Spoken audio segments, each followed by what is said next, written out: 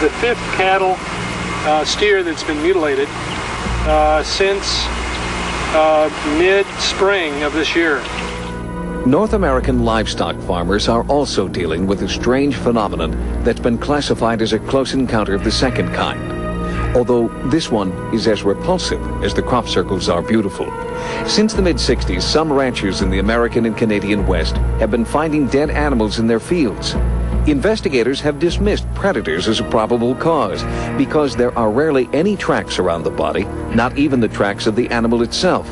The carcasses are usually neatly cut open, organs removed with surgical precision, and as Joel Bradshaw discovered on his ranch in Arkansas, the aftermath is an oddly bloodless scene. The blood had been taken away.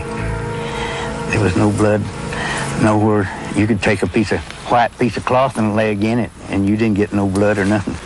Some have said cult followers are to blame, but medical evidence makes that unlikely.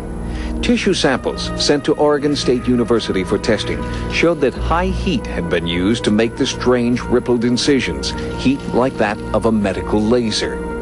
So maybe it's the work of high-tech cultists. Well, medical lasers didn't even exist when this phenomenon began, and even today's so-called portable lasers require a generator the size of a large freezer. Many farmers say they don't need medical evidence. They know their fields very well, and animals and humans would leave evidence behind. Human beings will always make mistakes along that line. They'll forget something or drop something, but there's no sign. You can go off 50 yards around it and never find anything. As with crop circles, UFO sightings often seem to precede the mutilations. There have been possibly 15,000 of these cases in the United States and Canada since the 60s. And you know, you look at the records, you look at if there's anybody been prosecuted, has anybody been arrested, and you don't find that. You don't find any prosecutions, you don't find any arrests. In a forensic sense, you use all the information, you look at all of it. And when you get all of that information and you run it through a sieve, you come out that there is some other non-human entity doing this. So who or what is plucking animals from their fields, only to return them later, dead and missing some of their organs? Journalist and documentary filmmaker Linda Moulton Howe, who helped bring the mystery to light with her book An Alien Harvest, has a theory. The mutilations are part of some incredible extraterrestrial genetic research that is linked to the phenomenon of human abductions.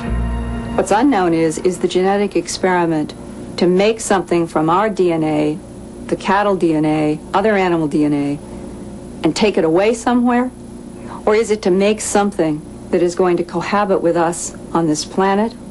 Or some reason that is impossible for us to even imagine? Whether it's animal mutilations or crop circles, both close encounters raise interesting questions about what they mean. Could they be part of some extraordinary plan? One theory suggests that if the pictograms are formed by extraterrestrials, they may be a non-threatening way for preparing the human race for eventual open contact. I think there is a symbolism embodied in the circles which is highly relevant and something which we probably can't all understand at an intellectual level, but possibly we understand it at a subconscious level. I think there's great significance attached, though. I think that the circles will probably change all of us.